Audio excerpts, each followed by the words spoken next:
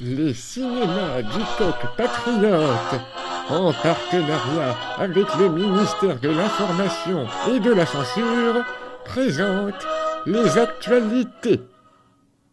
Hier, à la Société des Nations, la Roumanie a déclaré une fois de plus la guerre au Portugal. Les combats ont fait rage et malheureusement, Lisbonne a été rasée. Mais heureusement, le goût immodéré des Portugais pour la maçonnerie effacera rapidement les traces de la guerre. Courage, petit José!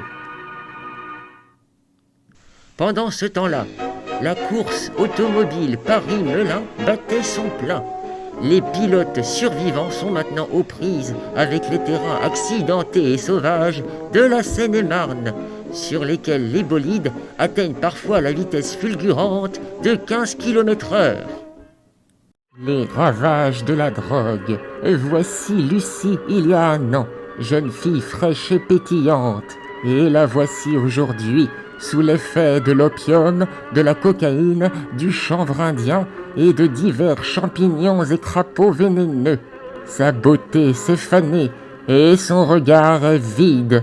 Jeunes gens, tenez-vous à l'écart de toutes les substances psychotropes, mis à part notre bonne vieille morphine bien française. Sapristi, ça c'est de la bonne.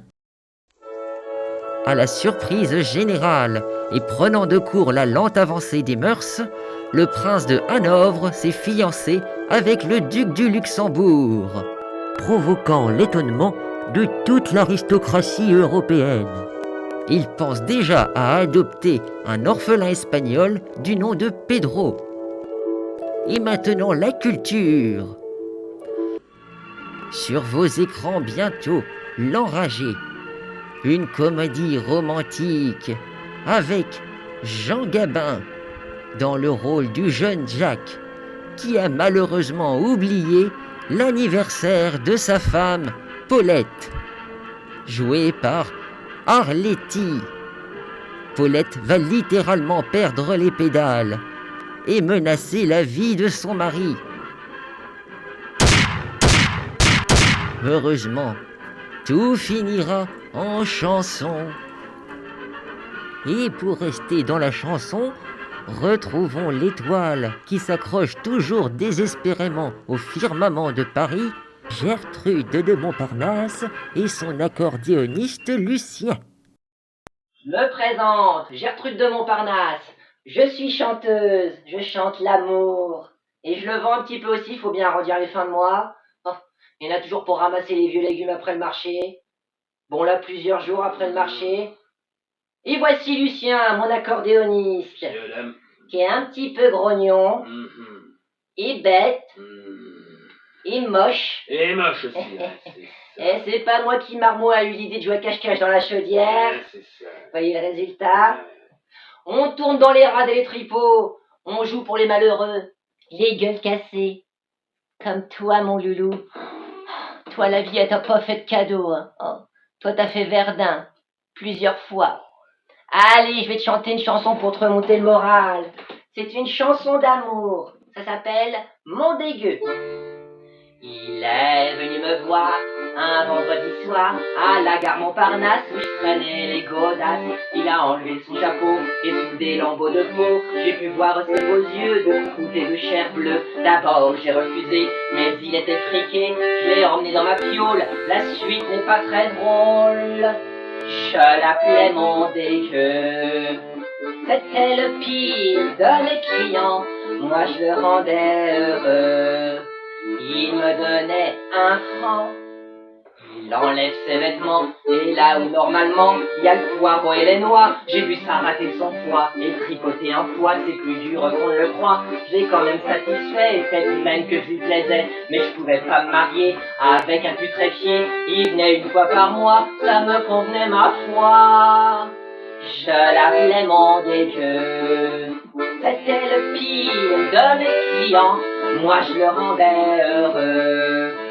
Il me donnait 2 francs.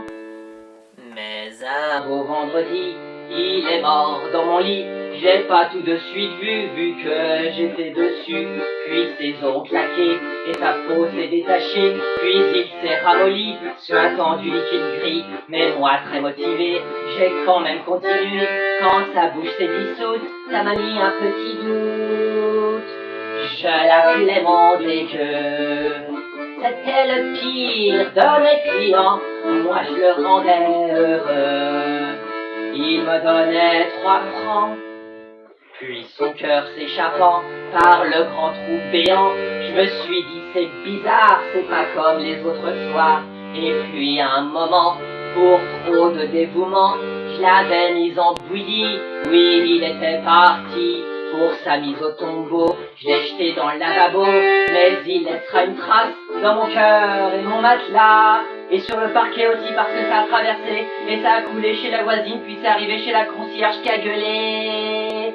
Je l'appelais mon dégueu.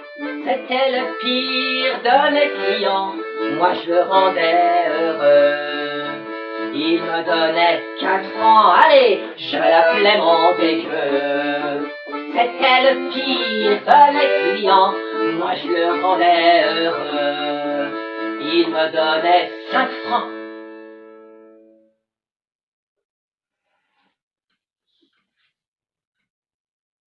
Allez.